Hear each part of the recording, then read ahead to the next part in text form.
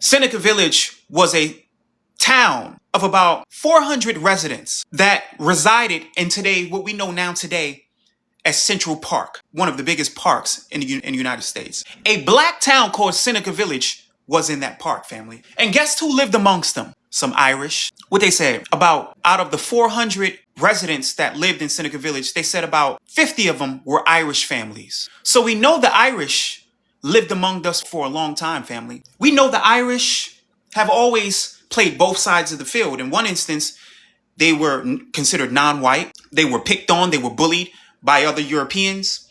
They were considered the lowest of the low. They lived amongst the blacks. In many sense, they even worked beside us on those plantations, family. But what did those Irish do, family? They worked their way up to those overseers, started taking advantage of their newfound power that those plantation owners gave them. And what did they do? They took advantage of their power. The same people, the same black people who looked out for them, who shared communities with them. Seneca Village, down in Mississippi. Many communities were shared. Black people shared communities with Irish people, showed them love.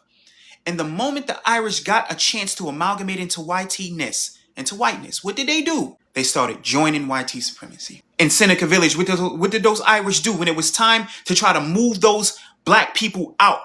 What did the Irish do? They sided with the other YTs and helped to move those black folks out of Seneca Village, even though those black folks looked out for those Irish. And what is the thanks we get? They create movies like Gangs of New York. And what do they do in the Gangs of New York in that movie? They basically take black folks out of the picture and they make it seem like, because y'all know that whole movie is based on Seneca Village. That's what that was based on. A area that was predominantly black and very little European.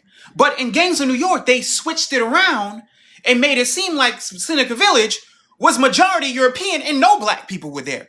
This is the respect black folks got. We helped build New York City and they took us right out the picture.